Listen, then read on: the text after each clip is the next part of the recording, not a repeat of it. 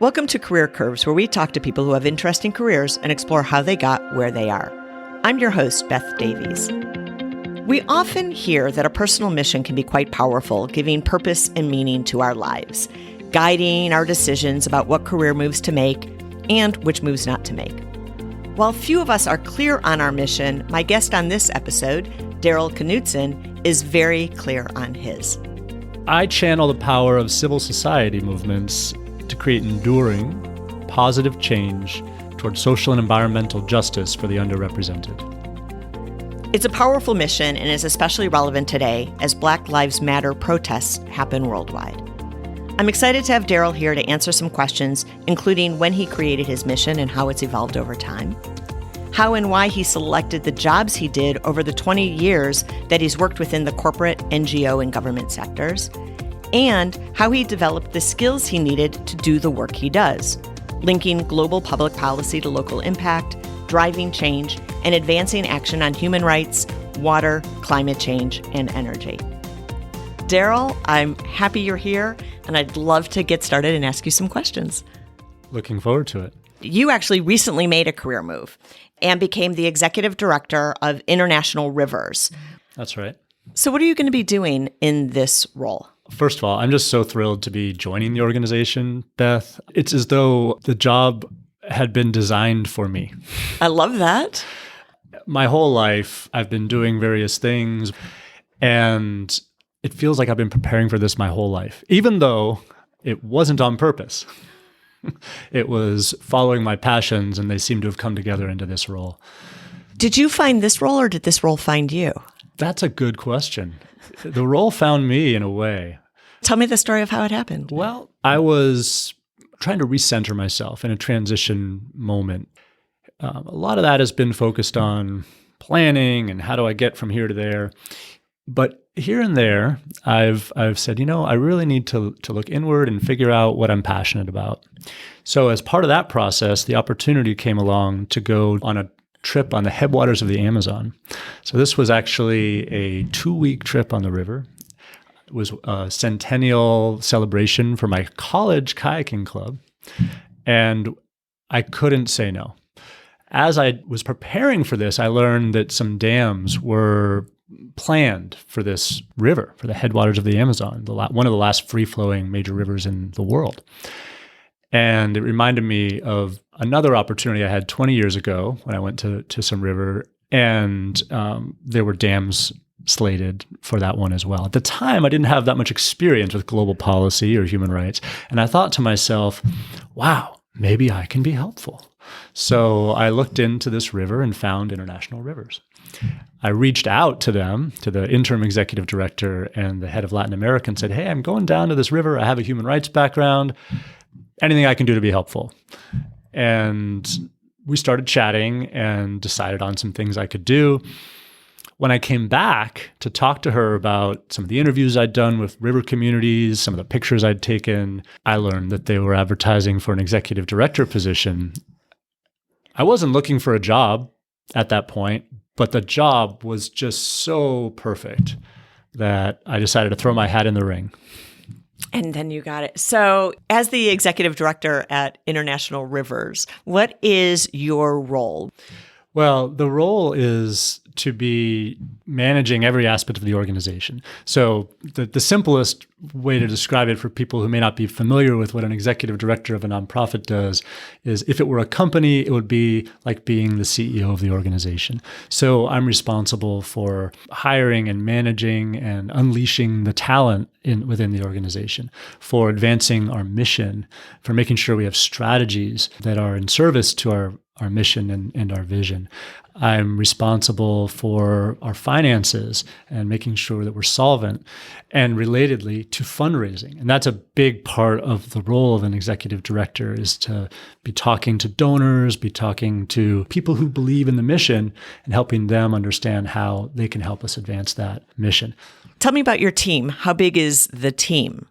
The team itself is about 26 people. They are from 12 different countries.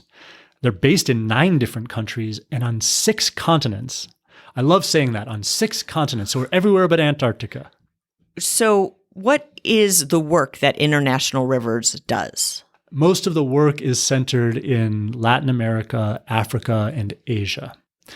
And we do a number of things to try to protect rivers and defend the rights of communities that depend on them.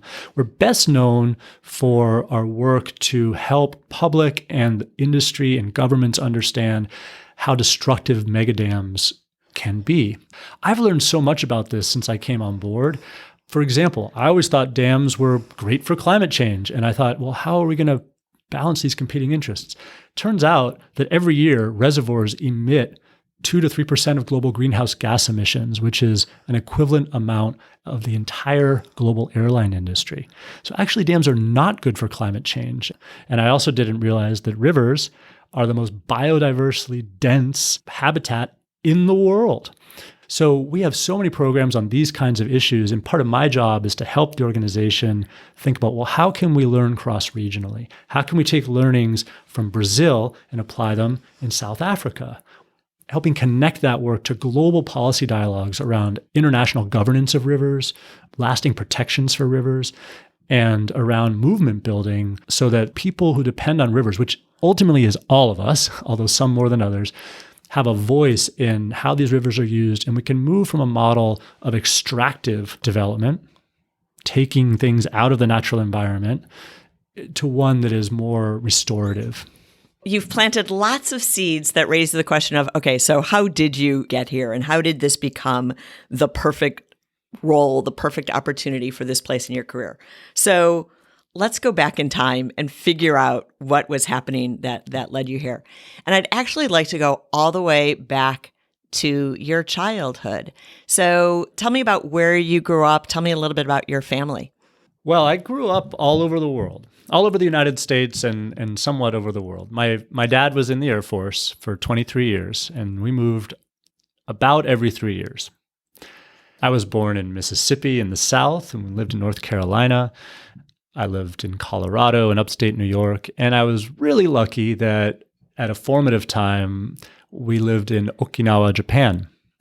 This was when I was 8 to 11 years old, and really engaged with the culture while I was there. That's on my mom. She was always wonderful about building community.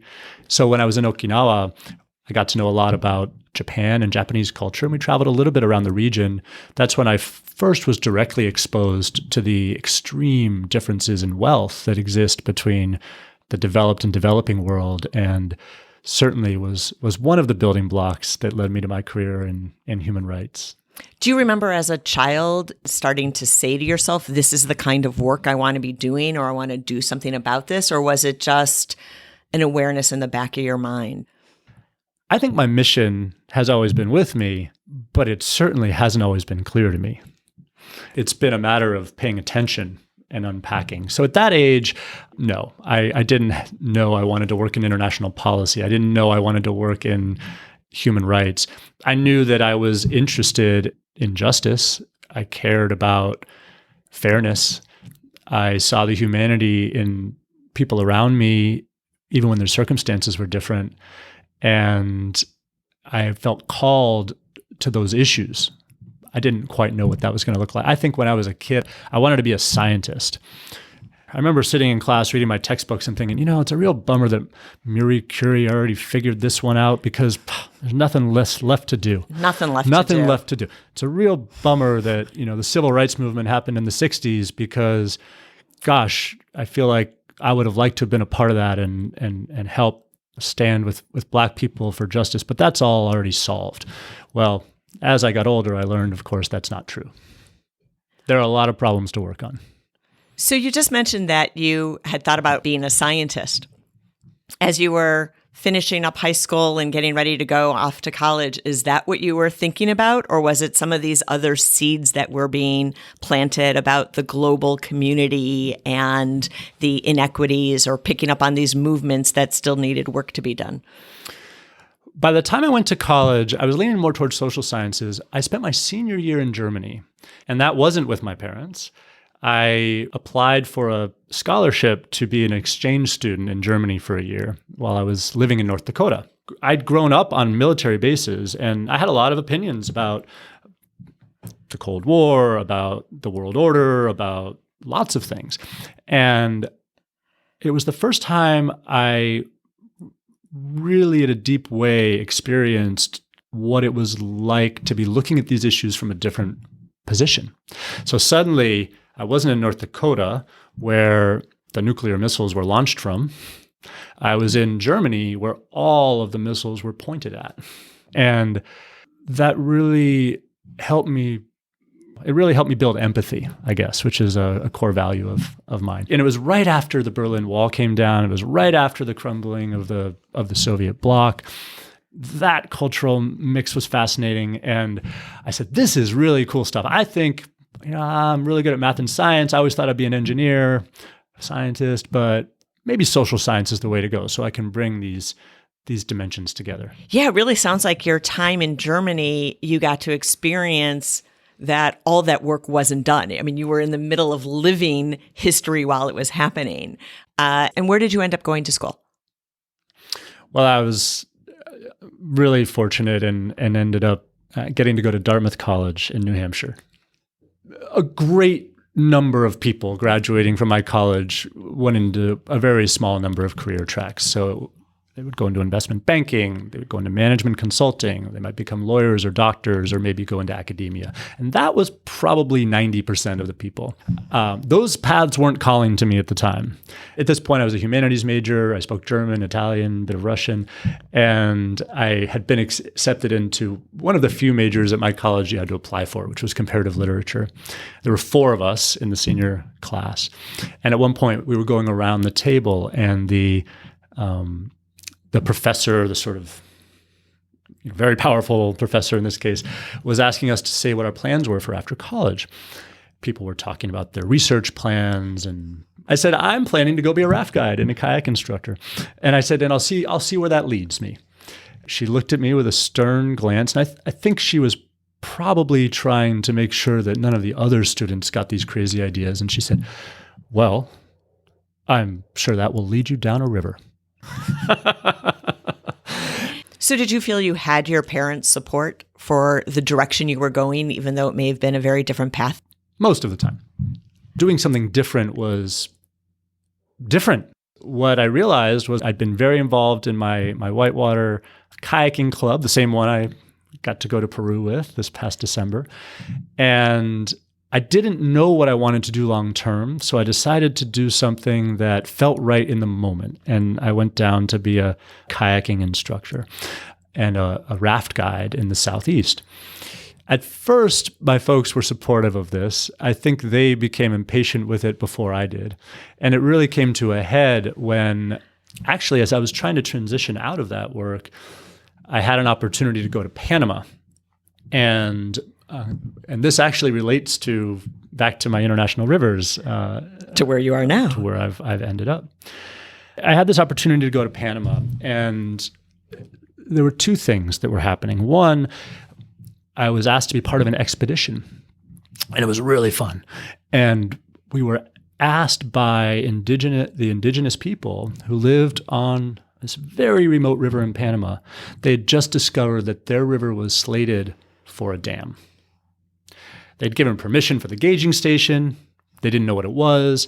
And they wanted to see if bringing commercial rafting and tourism into the region could help raise political awareness, possibly be an economic offset. And we were asked to come and assess this. I spent 6 days going up the river with these folks. It was incredibly remote. We had 10 people come with us. It was risky for them. Poisonous snakes they had to deal with in our camp. At one point, they said one of my friends couldn't sleep where he was sleeping because they couldn't shoot that far if a jaguar came. And when we got to the top, they looked at us, and I had, 20 eyes looking at me. Can you help us? And at that point, Yeah, you're fresh out of college. I'm fresh out of college. I've been a raft guide. And at that point, I felt like I wasn't just literally in the middle of the jungle. I was figuratively in the middle of the jungle. As I reflected back on that, I often think about the quote from Archimedes, which says, if you give me a lever long enough and the right place to stand, I will move the earth. And I just thought to myself, wow, I I'm standing in the middle of a jungle and I have no levers and no tools to help these people with. That's directly led to me finding my way into the field of business and human rights and trying to build some of those levers. 20 years later, I now have a lot of levers, and now I have this amazing place to stand at international rivers, and I'm hoping we can move the earth. I love what you're talking about right here, because one of the things I know people wonder about a lot is, was there ever a job that you were offered that you turned down? Clearly, this is that story. And yet, what I'm loving about your story is you turned it down, but you didn't leave that opportunity. It stayed in you. There was the idea of it, and it still helped to form you and shape you. And obviously, it led you back to it now. But it's just such an interesting thing that sometimes saying no or turning something down doesn't actually mean that you're rejecting the whole idea. That's really cool. So what did you decide to do instead? So knowing that you needed to build skills and needed to build your repertoire to be able to do that kind of work, what did you decide was the next move that you should make instead of taking this one?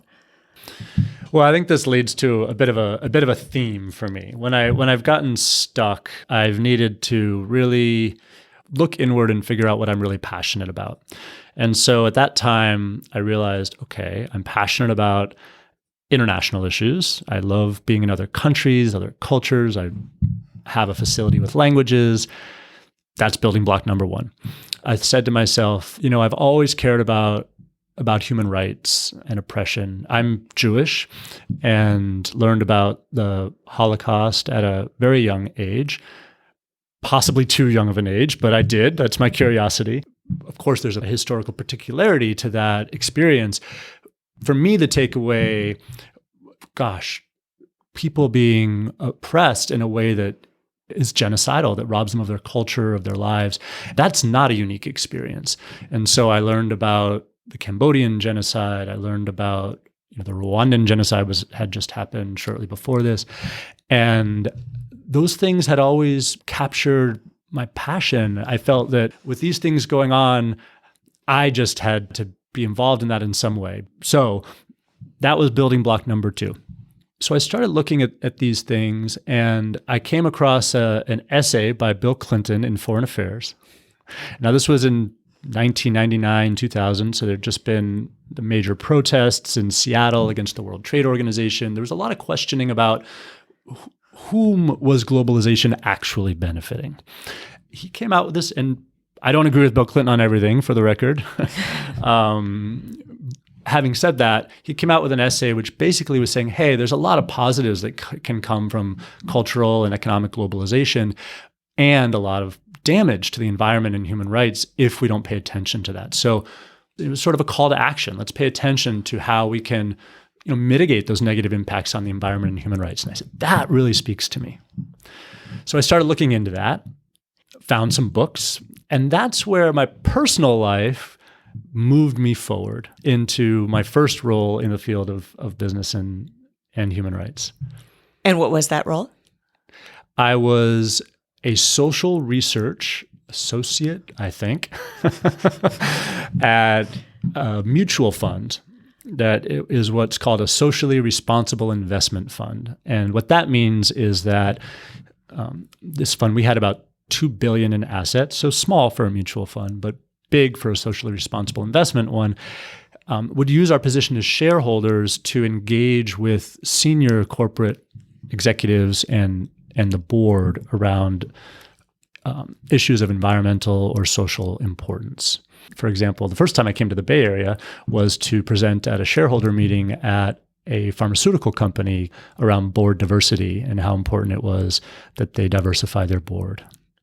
Working with a mutual fund could not sound more different than being on the river. That's what my hiring manager thought too. I'm sure a lot of people thought that. Probably everybody who knew you thought that. So kind of a dual question. How did you adjust to that difference? And why did you even know that was the right move to make?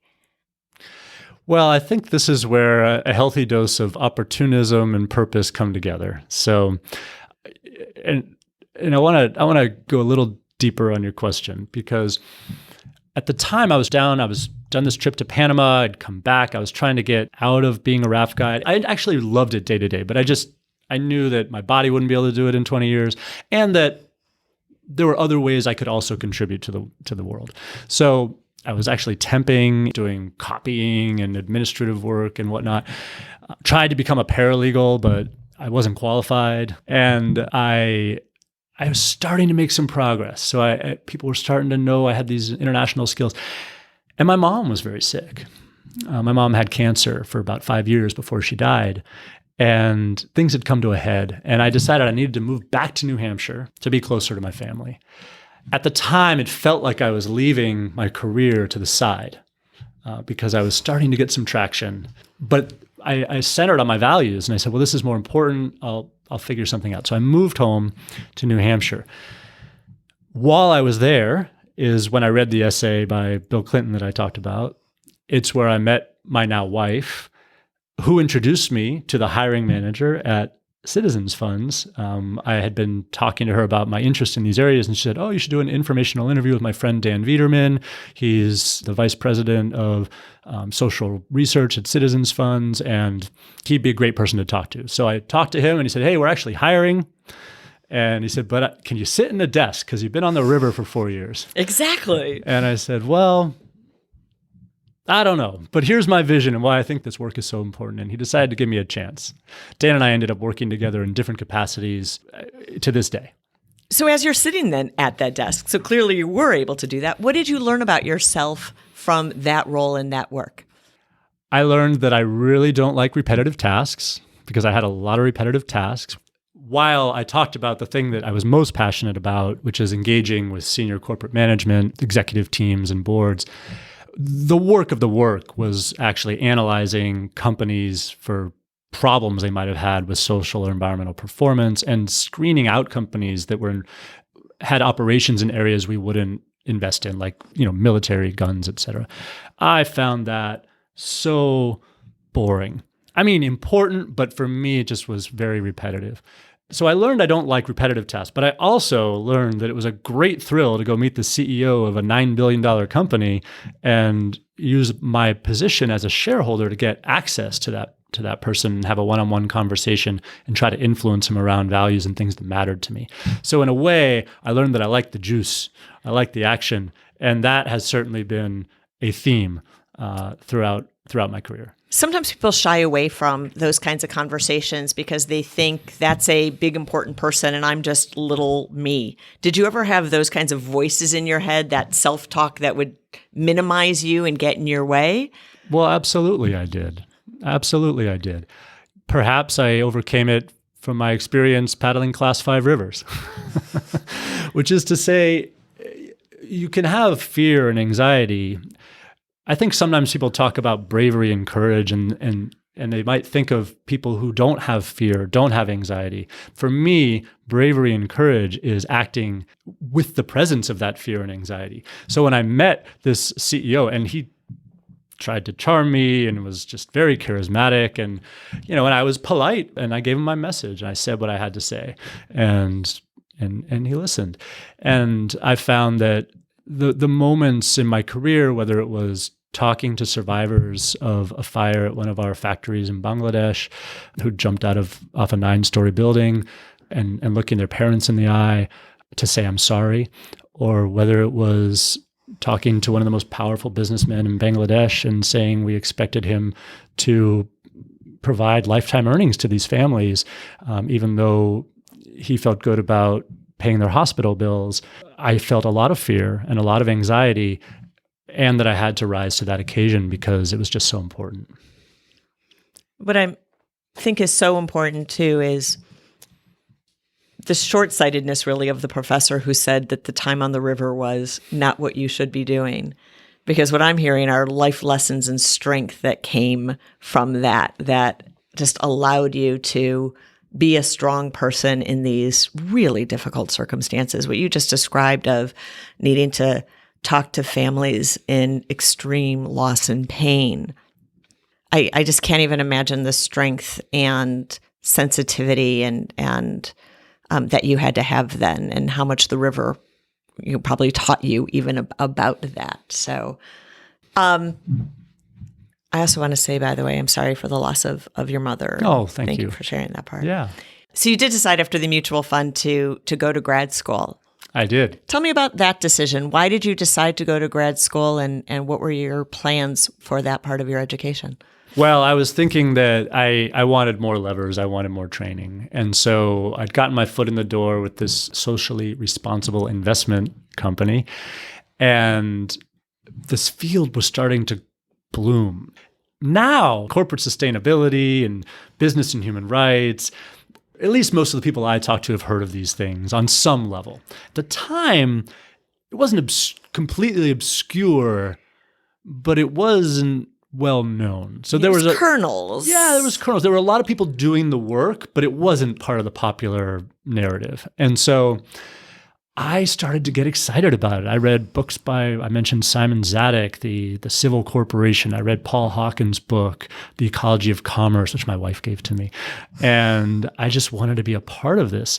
And so I started talking to people. I started calling up some of these authors, and I said, hey, tell me more about this. I started reading the activist websites on these issues, and I said, I want to go learn more about this. So one of my colleagues at Citizens Funds introduced me to a woman named Judy Gerhardt, who worked at Social Accountability International. And one thing led to another, and I found myself at Columbia University talking to a academic pioneer in this area called Paul Martin.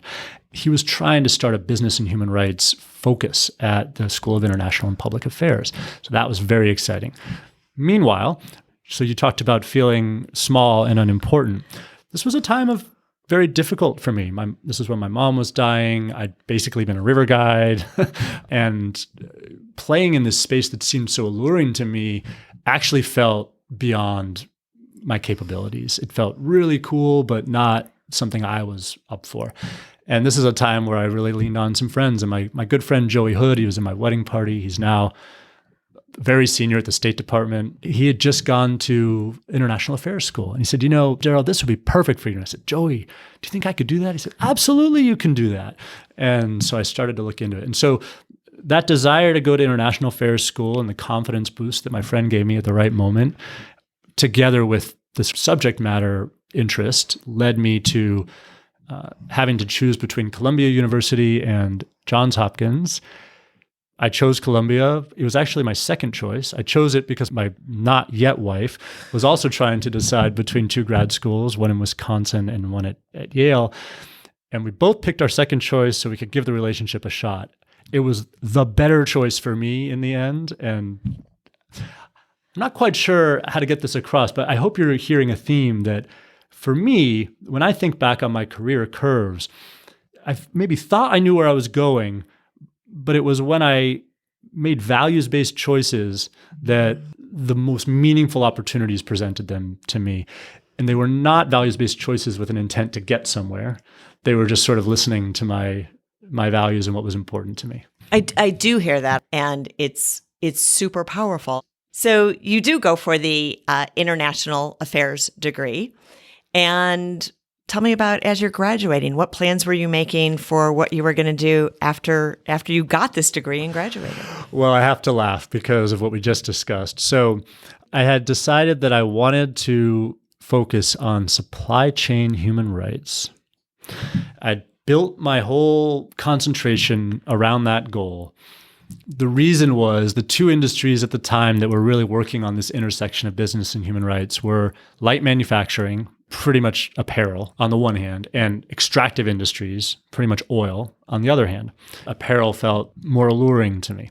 So I'd sort of built my degree around this. I'd tried to learn the languages that I would need, like international law and corporate finance and all these sort of different things, economics. And I was thinking, gosh, I really, really want to do this. I talked to one of my adjunct professors, Marcella Manubens, who was an executive at Philips Van Heusen, who worked in this space. And what I'd realized is there just weren't that many opportunities. And so I felt I really needed to cast a wide net. Well, meanwhile, my wife was graduating She still wasn't my wife yet. Laura. Her name's Laura Tam. Oh, there we go. I'm so proud of her. Good. She's had an amazing career. And Laura was graduating and got a job in San Francisco. And so now my geographic scope was narrowed. And I thought to myself, oh no. And it was actually, I was actually And again, narrowed based on values, based right? on values, being with this woman I loved. And I thought, oh no, now my geographic scope is narrowed. I basically have three choices: Gap, Levi's, or business for social responsibility. There might have been a few more, but those were the three I knew about. I was in a bit of a panic, didn't know what I was going to do. And 2 days before my graduation at Columbia, I saw on a listserv a job posted to be a project manager for stakeholder engagement at Gap Inc. And I decided that is my next role. I absolutely need to have that role. And I relentlessly What did that even pursued it. mean, project manager of stakeholder engagement? Well, that's what I asked. I didn't know. People sometimes, when I was in role, they would say, gosh, how did you get this job? How did you end up here? And I like to call it strategic luck, because I was being strategic about following my values, but it was lucky that this job got posted. It was also lucky that while I was in graduate school, I had picked some strategic internships with two organizations that set me up really well to get this job. One was Social Accountability International. And though it wasn't public yet, Gap had been in discussions for over a year about becoming a member there. I found out during the interview process. And so when I asked my mentor there, Judy Gerhardt, if she could make a recommendation, she was already in dialogue with the hiring manager, unbeknownst to me. I also interned at an organization in El Salvador called the Independent Monitoring Group of El Salvador, also had a long-standing relationship with Gap Inc. So when this job was posted, I actually had these relationships who could talk about whom I was. And then became the question of what was the job. I actually didn't really care what the job was. There were two jobs being posted. One was for a manager of reporting. One was for a project manager of stakeholder engagement. To me, the project manager job looked more senior, so I thought I'd apply for that. It turns out it was the other way around, but I'm glad I did, because Gap was at this inflection point where they'd been under criticism for a while by civil society organizations, by NGOs who thought they weren't doing enough around encouraging their contract factories to treat their workers with dignity and respect. And the company had privately been in discussions and making a decision that they wanted to listen to these organizations a bit more and build relationships with these organizations and learn from these organizations. My job was on the team that was at the vanguard of that for the company, and also kind of for the whole industry. And so I ended up in a hot seat. I worked my way up through that function and eventually was the head of stakeholder engagement, the head of global issues and partnerships and stakeholder management for the whole company on environmental and social issues. That was 10 years later. It was a wild ride because we were in the front seat of a lot of tables where the agenda was not only getting set, but being built. You just mentioned that you started off as a project manager in this group, and then about 10 years later had been really leading the function. What advice do you have for somebody who's joining an organization with these kinds of size and these kinds of opportunities, of the things that you need to be doing and how you need to be managing your career to get those opportunities that get you advancing and moving ahead? When you started asking the question, I wasn't sure how I was going to answer, but by the time you finished it, it was crystal clear for me. I think this goes back to courage. And I think that that's important as people manage their careers. And it's also so important in the field of sustainability. At the end of the day, in the field of sustainability, you're trying to change the status quo, which means that you're pushing against the norm. There's a lot of pressure to conform in any organization. And so to be successful in that field, and by success, I mean actually driving change, you need to find your courage. Similarly, in managing your career, I think I came in as a project manager. There were over 100 people at my level at that point. And I was actively thinking about, well, how do I stand out? And I remember, here's a little anecdote. On my very first day of the job. We were having our annual conference. So everybody from around the world had come to San Francisco. And our leader, Dan Henkel, at the time, had brought in a lot of executives to talk to the team, one of whom was Lori Shanahan, who was the general counsel. And she was talking about the work. And I thought, gosh, I guess now's a chance to kind of put myself out there. And I decided to ask a question. And I brought my academic training and asked her a legal question about a sort of an arcane law that gives liability to companies for things that happen in other countries, called the Alien Tort Claims Act.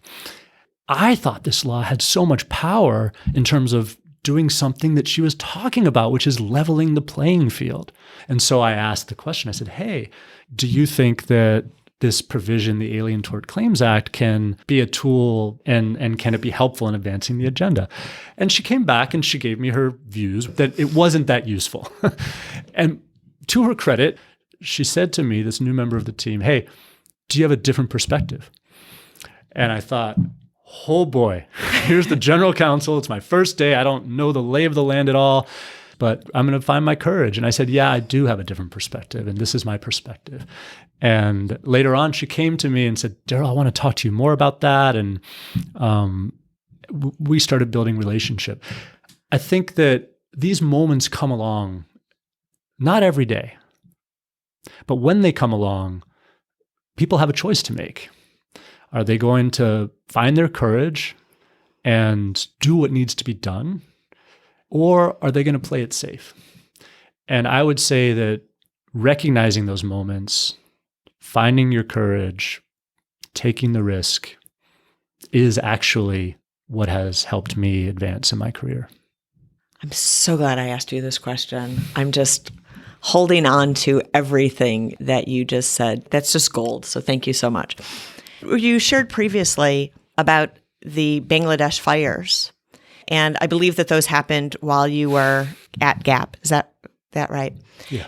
Can you give just a snapshot of what happened, what we're talking about? Sure. At a high level, Bangladesh was a very important part of global apparel supply chains. And global apparel supply chains are a very important part of Bangladesh's economy and growth plan. The country, at about 2005, went from being an important player to one of the most major players and had just unbridled growth in this area, which led to a lot of problems, led to labor issues and problems, and it led to infrastructure problems. So you ended up with buildings being built and repurposed for ways they were never intended. What you ended up having was these death traps. And this was happening in a repressive labor environment. So people who would speak up about poor conditions would get fired or worse.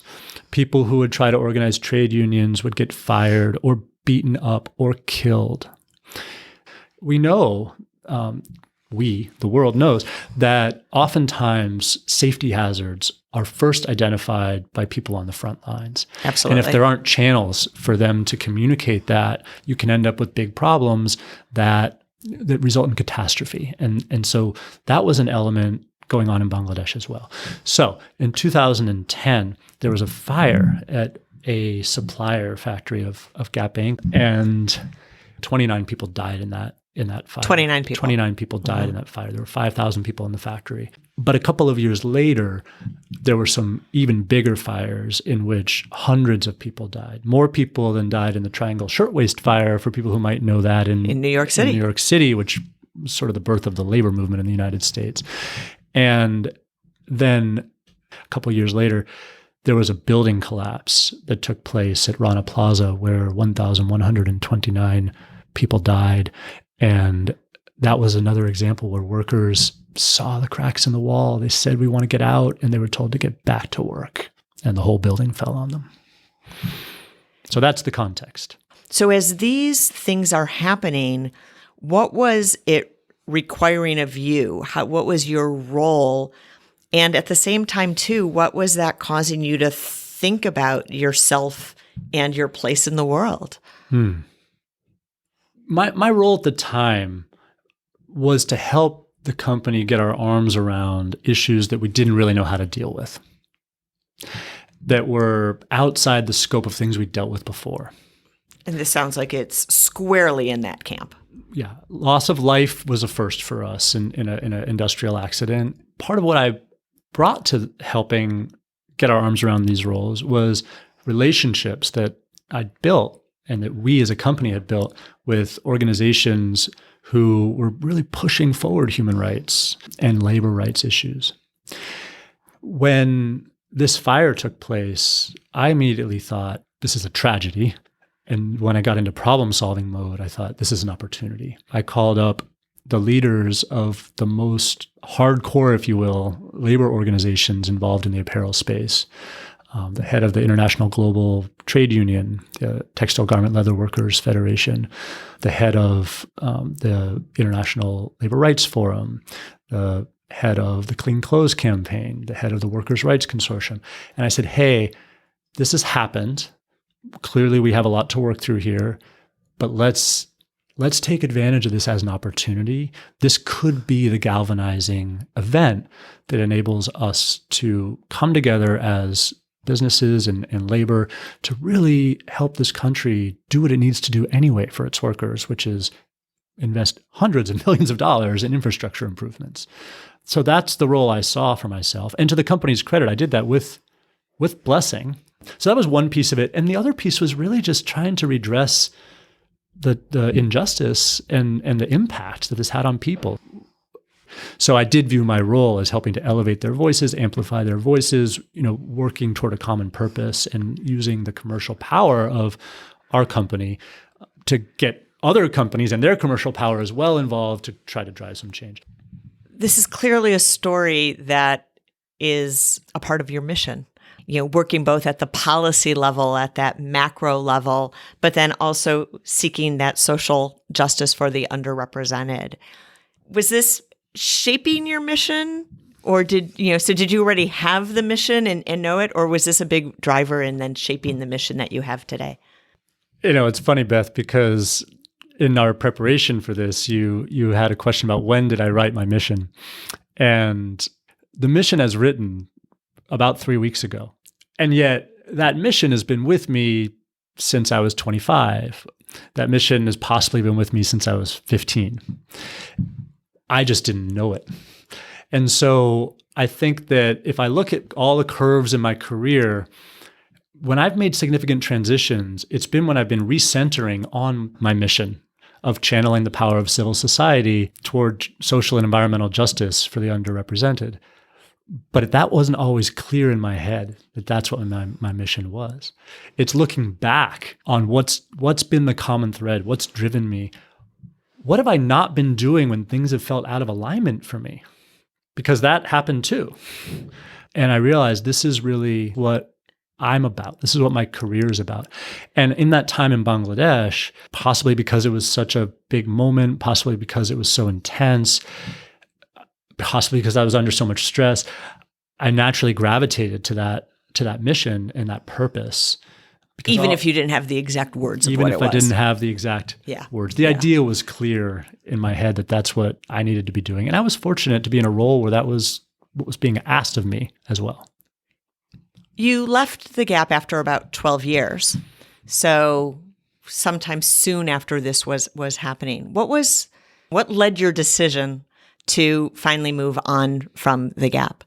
The company, like any organization, can't remain static. And there were so many other things to be investing in social responsibility, environmental work that we hadn't attended to for so long, the pressing needs of climate change. The center of gravity started to shift. I realized that Gap could still do the work that I've been doing, but they didn't need someone as senior as I was to be leading that work.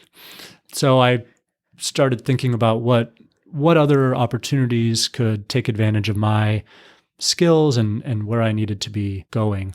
Similarly to my time at the end of Dartmouth, where I knew what I didn't want to do, but didn't quite know what I wanted to do. That's where I found myself. And I'm going to maybe take a little bit of a risk here because I'm sure I'm not the only one that's gone through this.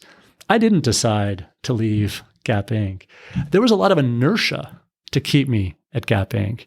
And I had a family to support, and I had a 1-year-old child and an older child.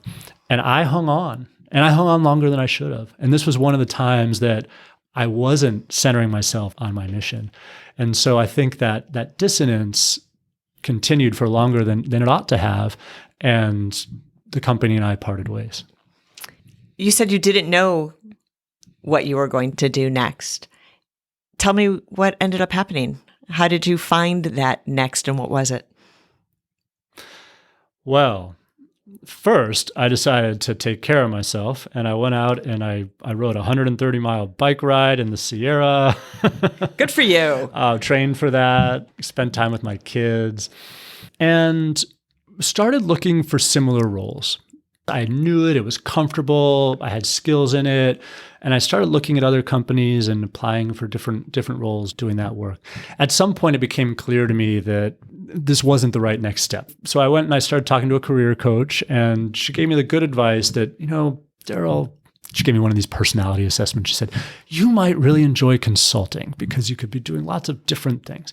And so I started doing that, and it was amazing. And I got to work in different industries, and I got to take some risks. Were you consulting inside a company, or had you gone out on your own? So I'd set up my own business. I consulted in the private sector, also in the nonprofit sector. And it was a time of just tremendous growth and widening my gaze about what was possible, because I'd become so highly specialized. And how long did you continue doing the consulting? Was this coach right that you should be doing consulting? I liked it. I liked some parts of it. And then I think this is a common refrain from consultants. It was sort of the question of, well, what impact am I actually having? So right around the time that things were really, really starting to pick up, I'd already made the decision that I wanted to go back in-house. And another great opportunity came up for me at Fair Trade to be their director of impact. I ended up going there for a year. It was a chance to take over leadership of a function where I didn't have specific expertise. So that was really exciting for me. And where did you go after Fair Trade? So Fair Trade turned out not to be a great fit for me. So we're back in a similar situation to when I left Gap. And at that point, I realized that I really needed to recenter myself on my mission. I was sort of chasing jobs instead of my calling. And that I really needed to actually spend some time on some personal work.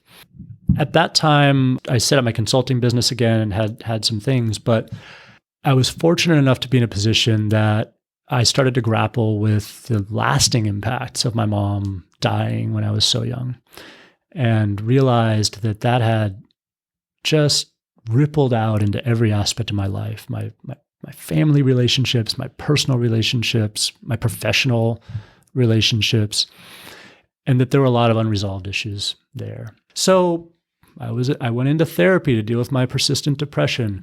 I repaired relationships with my dad, which had been hurt, and started reading books about depression and about trauma, and started to get a lot of clarity. And I want to say this openly because I hid this for a really long time while I was at Gap and other places.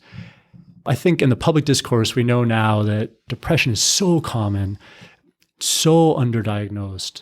And while it's less stigmatized, it's still stigmatized. And Absolutely. I just realized that I had so much to offer, and I was running with a parachute on my back. It was just slowing me down, and my creativity was blocked. And this led to so much progress for me. And I'm going to share a little short anecdote because I had a wonderful therapist and we made a lot of progress. But when this opportunity came along for International Rivers, I started to get some surges. And after I got the offer, my creativity, my energy really started to flow. So much so that I was having trouble sleeping. I was going to bed at 1, waking up at 4. So I decided, I'm going to journal. So I started journaling, and I meandered my way in one of these journal entries to a dam metaphor. And I realized that my mom's death had caused me so much pain.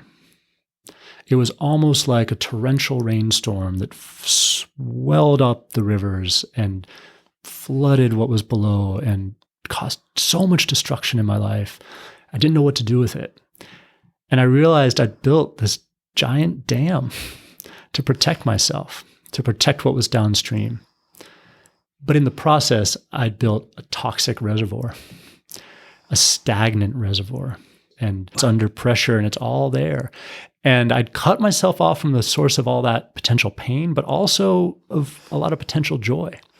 And so through this process of self-reflection and reconnecting and recentering that took place over a number of years, some of the water had started to come out of the reservoir. I've been feeling these spurts of creativity, of excitement and joy again. And at this point, when I found this calling that brought everything together that I love and care about, I just felt like, gosh, the gates are open. We're drawing down this reservoir. We're decommissioning this dam. As you were doing the personal work that clearly has been so important to do, did you completely step away from work, or was there something that you were also doing still on the work front? Yeah. So I was still, I had set my consultancy back up. I did have gigs here and there. And then this amazing opportunity came along to be a part of something called the Responsible Remediation Resource. I was at an advisory board meeting. I'm still involved with the advisory board at Social Accountability International. And they brought the founder of this new startup, James McMichael, and he talked about his idea. Part of my job at Gap, which we haven't talked about, was to get pitched all the time on ideas and partnerships and innovations and to decide what was worth pursuing. There were a couple along the way that I felt could be game-changing. And when I heard James talk about the Responsible Remediation Resource, I thought, this is one of those ideas.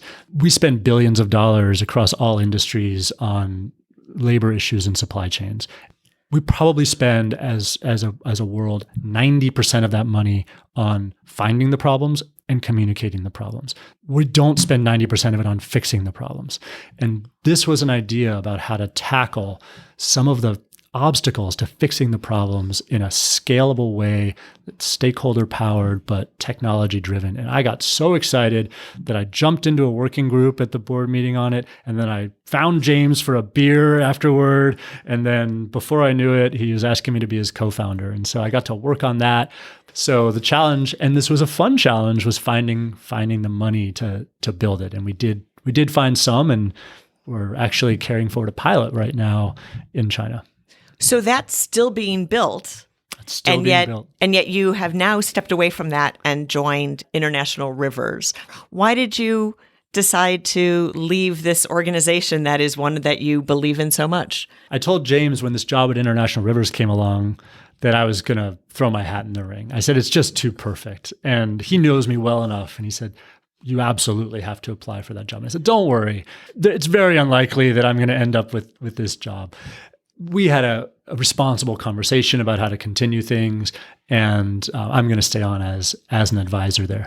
When we started and I asked you about International Rivers, you said it came to me at the right time. And it almost at that point seemed like you were talking about your skills and your work history. But it's so much more than that. It's coming at the right time in terms of everything you've built career-wise, but even just the person that you've become and who you're allowing yourself to be now. And wow, I'm excited to see where you go with this opportunity. It's you're at the start of a great adventure, and yeah, I just really wish you well with it. And thank you very much too for sharing that personal story that I think is a powerful story that we need to be telling more.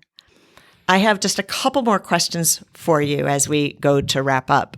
They're my lightning round that I ask everybody. And so the first question is, what would you say is the smartest career move you made, whether intentionally or accidentally? Deciding to choose a graduate school close enough to end up marrying my wife, Laura Tam. I love it. What about the flip side? If you could have one do-over, what would it be and why? If I could have a do-over, it would be to have moved on sooner from my role at Gap. I think that life is most abundant and you can have the most impact when you're paying attention to yourself and you're paying attention to where you're meant to be and what you're meant to be doing. And for all the reasons I described, that was a time that I just couldn't hear that message for myself. So I guess I would have tackled some of those issues a little bit sooner and leaned into the future instead of hanging on to the past. What's one piece of career advice that you wish you could go back in time and give to your younger self? I wish I could go back and tell my younger self that following my passions was going to work out just fine. And that the angst I was feeling at that time of not knowing where things were going to lead and seeing such a clearly laid out career path that was defined as success that I could have followed wasn't necessarily the right way to go. And following what I thought was important was actually going to still lead to a rich and meaningful career where I could make a difference. And how do you define success? There's a point I would have given you a very technical answer, but I actually remember back to something my dad told me when I was young. He said, all I expect of you is that you leave the world a better place than you found it, which was a pretty weighty thing for me to carry and sometimes was too much weight to carry. But I've come to realize that that comes in many forms. You know, it can be on these grand things that I've been fortunate enough to be a part of. And it can also just be on ending a rafting trip and having a family for whom that was their big vacation, have had a good time. Being a good mentor to a staff person. There's no objective definition of it, but for me, what success is having the courage and the awareness, self-awareness to recognize when my skills and talents and position in the world can help with environmental and social justice for the underrepresented, for people in need, seeing those opportunities and really bringing my best self to it, giving the effort and let the chips fall where they may. Darryl, thank you so much. Your story is so inspirational, and I think there are people who are younger in their careers who are going to find just great inspiration and motivation in your story, and maybe they too will follow then your father's advice and recognize that they too have the power to leave the world a better place. I know that you have. Thank you so much for your time. I've really enjoyed our conversation. Thank you, Beth. It's been really fun. A quick epilogue. If you're interested in getting involved or donating to International Rivers, visit internationalrivers.org. We've placed a link on our website, careercurves.com. We've also posted a link to Darryl's blog where you can learn more about his thoughts and current call to action. Finally, we're excited by what we're doing at Career Curves and are seeing our audience grow, but we want to reach more people. So tell your friends, family, and everyone else you know about the podcast. And please leave us a review on your podcast platform if that option is available. You have no idea how happy this makes us. That's it for this episode. As always, thanks for listening.